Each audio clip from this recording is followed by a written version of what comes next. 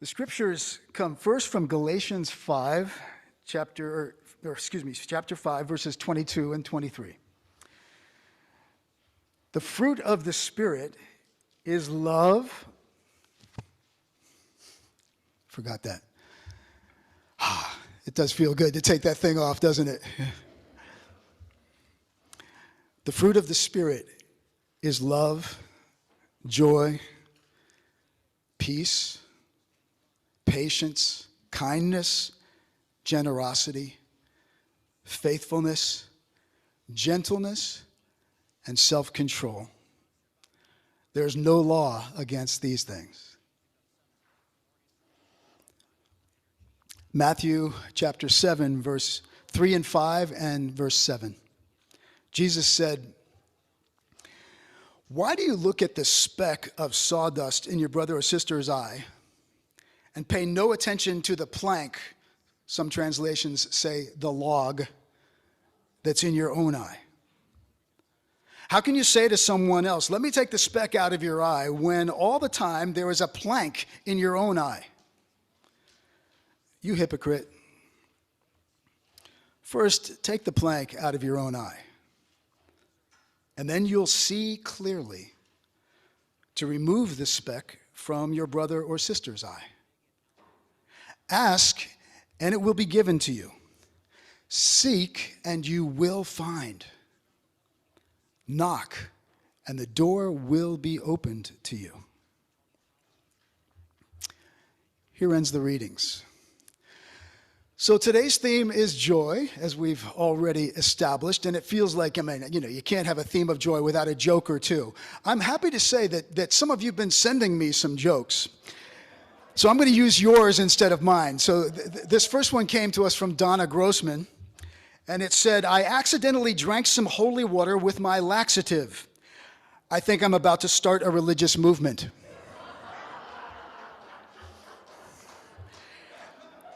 And this next one comes from Farrell. Now, you may not realize that, I'm now, within myself anyway, I'm referring to Farrell Smith as our minister, or kind of our court jester in the church. Farrell has a great sense of humor, and he pretty regularly sends out funny stuff on email. If you're not on his list and want to get onto it, talk to Farrell and say, add me to the list. So here's my favorite one from Farrell recently. There are a lot of good ones. Some of them are videos, but here's my favorite one from Farrell. He says, "Have faith in the Pfizer vaccine. Don't forget, they also make Viagra. If they can raise the dead, they can save the living." Farrell gets the credit or the blame for that one, all right?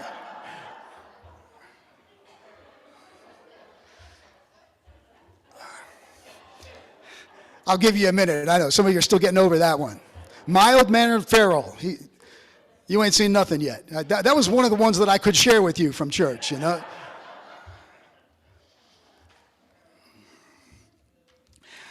So, this is my fourth Advent with you now. These years have gone fast. I started off on the first Sunday of Advent 3 years ago. So fourth time we've been through these themes together.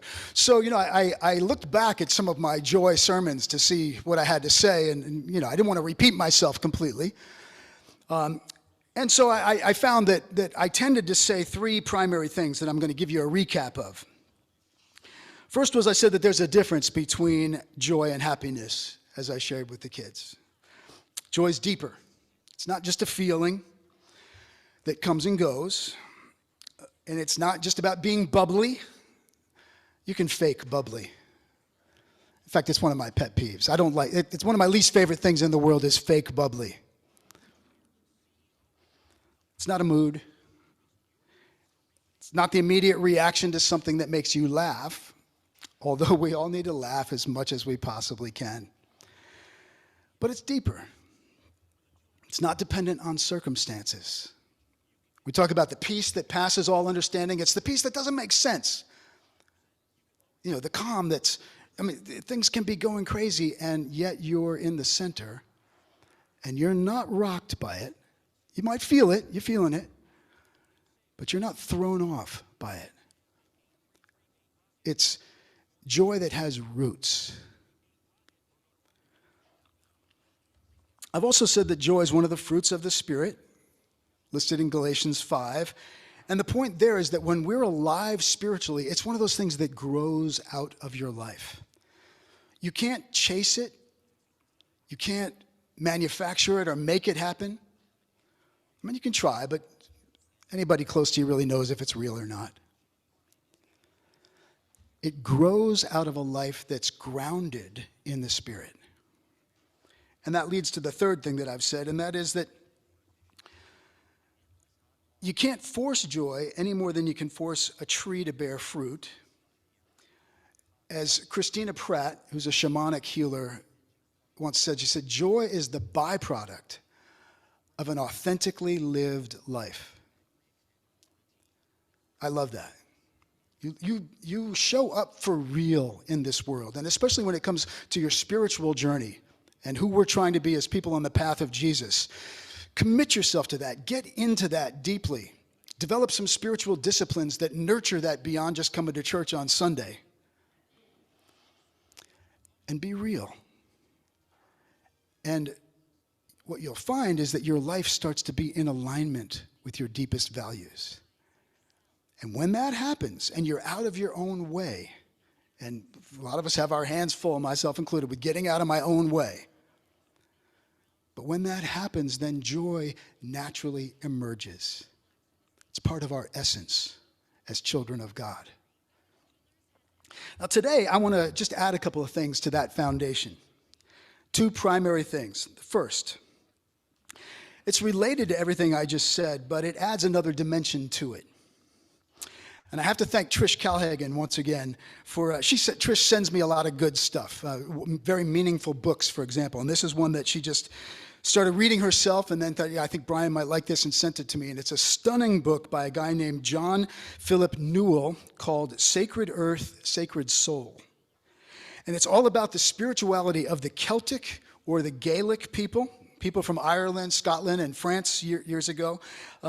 It's from the time period of about 400 to 800 AD. And John Philip Newell writes about the life and teachings of a man named John Scotus Erigena. I don't even know how to spell it, and don't worry if you don't remember it. But what he said, I want you to remember. He said, for Erigena, that's it, the light of the divine is like a subterranean river flowing through the body of the earth and everything that has being. He interpreted the Greek word for God, theos, as being derived from the Greek verb theo, which means to flow or to run. God is the flow of life, deep in all things. Everything, he said, is essentially a theophany, a showing of the divine. The deeper we move into any created thing, the closer we come to the divine brilliance from which all of life flows. Every life form, therefore, plants, animals, the earth, humans, reveals God in its essence. So the part that blew my mind was that the word God in Greek, in verb form, means flow. That's deep. One of my favorite names for God is the Big Love. I got that initially from a Bruce Cockburn song, by the way, one of my favorite singer-songwriters. But from now on, I think I'm going to find myself referring to God a lot as the flow, or maybe the deep flow. And this opens up another way to understand joy, getting back to our theme. Joy is the experience of being consciously and deliberately in the flow of God. Joy is flowing with God, in God. So, if you've had a hard time sometimes intellectually understanding or figuring out or believing in God conceptually, try instead of just noticing the experience of being in the flow. You know what I mean? I bet most of you have had this experience. Just about everyone has. It's often when you're doing something you love the most or what comes most naturally to you. And it could be anything. It could be your artwork, music. For some people, it's part of their job if they're lucky. For some, it's when you're writing or journaling or gardening or working on a motor or running or practicing your jump shot or being out on the lake fishing or kayaking or canoeing or in nature or even spending time in conversation with someone that you just click with. And hours go by, and nobody even thought to look at their watch or clock. And you don't know where the time goes. You were just taken out of time. Another way of responding when somebody says, "Hey, I've been trying to get you for hours. Where you been?" You can say, "Well, I've been in God." You know, don't be obnoxious about it. Don't use it as an excuse for being irresponsible or inconsiderate. But maybe that's the heart of it. Joy comes when we're in touch with and aware of and thankful for and enjoying the deep flow of God. And for some people, you get real quiet and real still when that happens. Some might want to leap and jump around and, get noisy. There's no one response. A lot of different flavors of joy. The other point I want to make today is that while we can't make joy happen, we can look for it. Or maybe more accurately, we can look for the things that lead to joy. So my second point is this: what you see depends on what you're looking for. If you're looking for the things that will lead in the direction of joy, you will find them. Seek and you will find, as Jesus put it. But if you're looking for something else, something less, something to take issue with, you'll also find that. Have you ever had the experience of looking for a certain kind of car? And maybe someone you're in a relationship with or want to be in a relationship with, or someone you have a lot of hyped up energy with, good or bad, drives a certain kind of car. And so as you're driving around, isn't it amazing how you see that car everywhere? Or if you're thinking about buying a certain kind of car or a certain color of car, it's everywhere. You notice what you're looking for. And countless studies have verified that this is true, and it actually can go both ways. There's an amazing study of a bunch of people who I think they're passing a ball around, and people are given the task of watching the video and saying, how many times is the ball passed? And so everybody tries to count it, and then it goes fast, and people are moving around, there's a lot of motion. And then they say, how many of you saw the man in the gorilla suit walking through the people? And it's amazing how many of us did not even notice that throughout that little video, while you're counting the balls, somebody actually walked slowly through the whole scene in a gorilla suit. And the majority of people never see it. You see what you're looking for, and you miss a lot of what's there when you're looking for something else. The more I thought about it this week, the more I thought, this is huge when it comes to the experience of joy, but just the spiritual life in general. In the Newell book that I read from before, he asked the question, he said, how different would the history of the world have been if the church historically had believed that all beings and all of life and all individuals, all skin colors, all peoples are innately filled with the flow and the presence of God? If the so-called European explorers like Columbus and the missionaries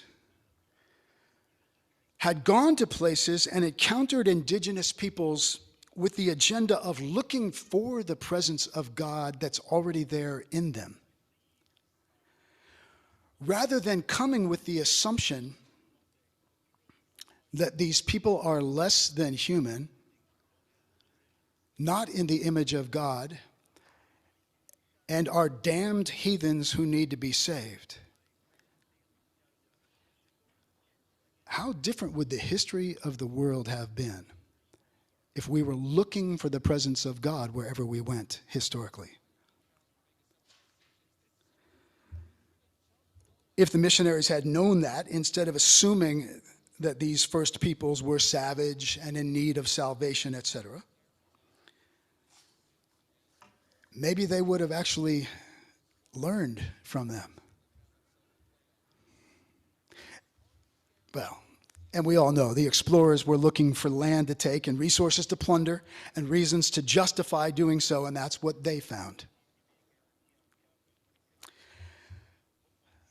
You can see how this applies to everything, right? So let's make it more personal. What about our own lives and our own relationships? Are we looking for more evidence of what we already don't like about somebody else? If so, we will find it. As a person said in a meeting I was in recently, why am I always nitpicking all the time about everything I don't like about my husband, instead of choosing to see all the things about him that I really love? Why am I focusing all the time on what I don't like? If we're looking for things to take issue with, we'll always find them. If you show up to church ready to take issue with something, if you show up here wondering if you're going to like this guy, me, you'll find something not to like if you want to. And to be honest, so many people are that way with regard to, quote, organized religion. And we could be the most stunning example of a beautiful, spiritual, Christ-centered, life-giving community, and some people will never touch foot in here, or if they do, they'll come with that attitude and look for something to not like.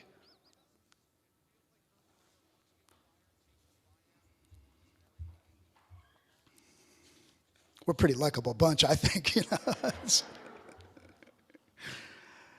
And what about what we do to ourselves?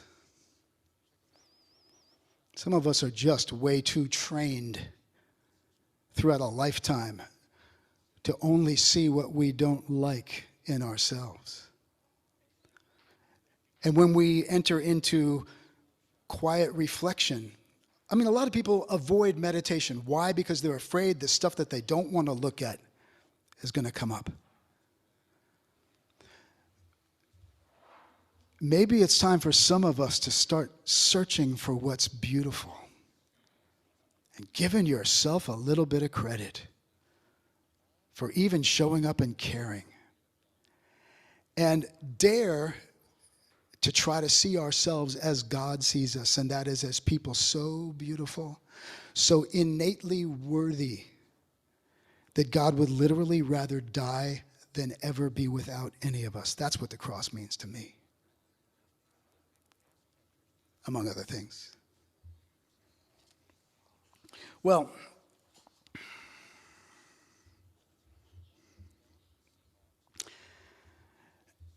it goes without saying, but I'm going to say it anyway, that this also goes for the way we look at the politicians that we like the least, and also for the social justice issues that break our hearts the most. It's not a matter of being naive or Pollyanna-ish or disregarding injustice. But no wonder we've lost the ability in our society to have the kinds of conversations with people who hold different opinions that could actually lead to solutions. We've gotten to a point where we can't even have the conversations because people show up looking for what they don't like or don't agree with in somebody else.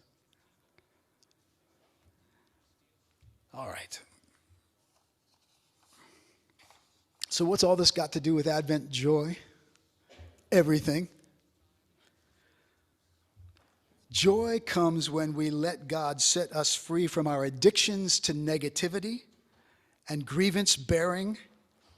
I shared with you before the research that shows there's an actual addictive quality to being negative and holding a grudge or a grievance. The same areas of the brain light up when someone's getting ready to take issue with something as when they're about to take a drug. There's a payoff, anticipated. And usually the payoff is the feeling of being right. And as the Buddhist teacher Tara Brach once put it, the world is divided into those who think they are right. That's the end of the sentence.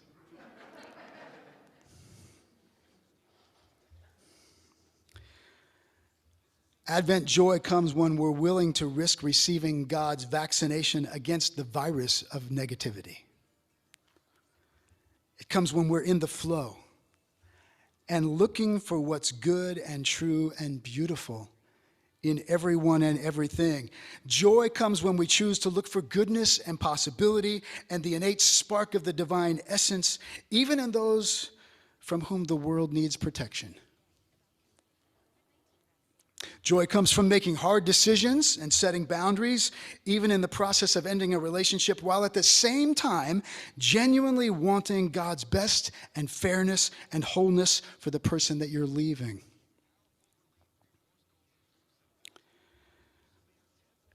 In other words, joy comes from constantly coming back home to love. Have you ever been in a relationship with someone who just keeps seeing what's best in you? And when you forget, you can count on that person reminding you who you truly are as God's child. That's really the greatest gift that we can give to each other in the church. It's to remind each other and everybody who we truly are and looking for that. I'll close with this. We also need to keep a sense of humor. It's really important. Not take ourselves too darn seriously, even when we're dealing with very serious things. And I have mentioned many times my friend Brian McLaren.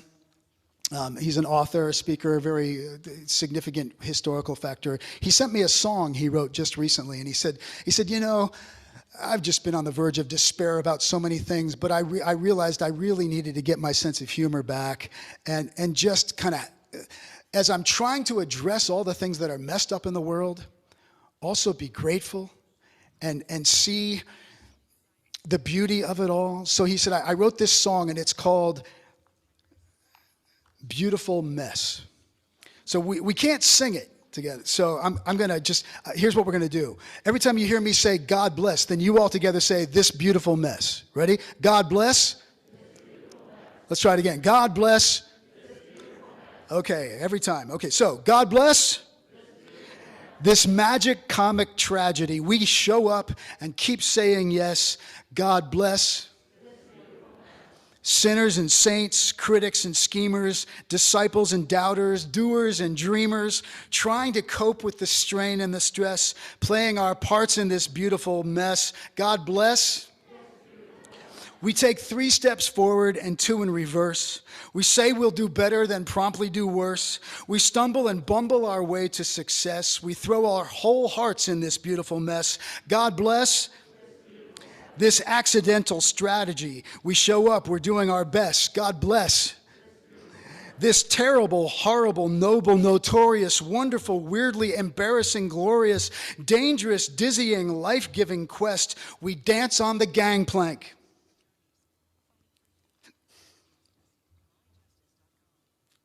And give it our best. God bless our panicked, manic history. We show up and keep saying yes. God bless.